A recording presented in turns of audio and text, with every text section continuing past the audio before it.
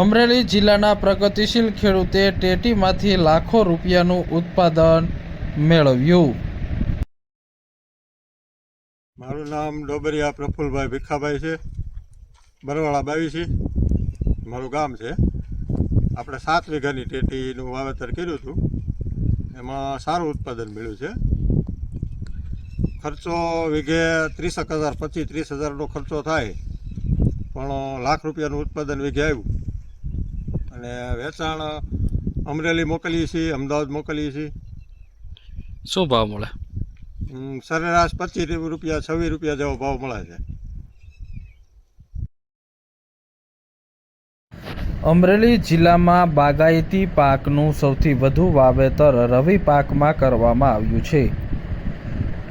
રવિ પાકની અંદર ટેટી અને તરબૂચ એ સૌથી વધુ વાવેતર અમરેલી જિલ્લામાં થયું છે, અને જેને કારણે અમરેલી જિલ્લામાં હાલ ટેટી અને તરબૂચમાંથી ખેડૂતોએ લાખો રૂપિયાની કમાણી કરી રહ્યા છે।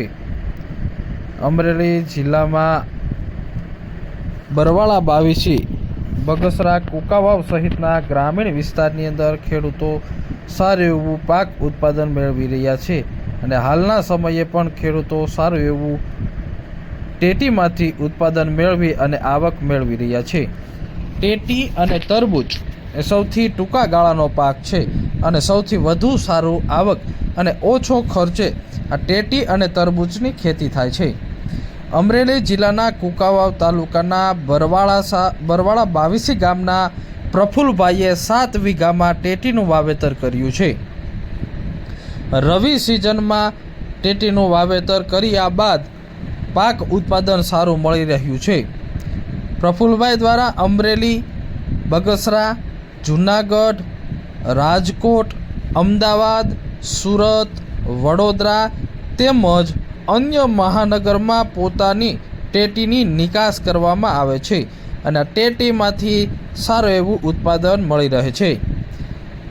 ટેટીમાં એક વીઘે 30,000 થી 35,000 રૂપિયાનો ખર્ચ કરવામાં આવે છે, જ્યારે ખર્ચ બાદ કરતાં 1 લાખ સુધીનું નફાકારક ઉત્પાદન મળી રહે છે। એક વીઘામાંથી અંદાજિત 300 થી 400 મણ ટેટીનું ઉત્પાદન મળી રહે છે।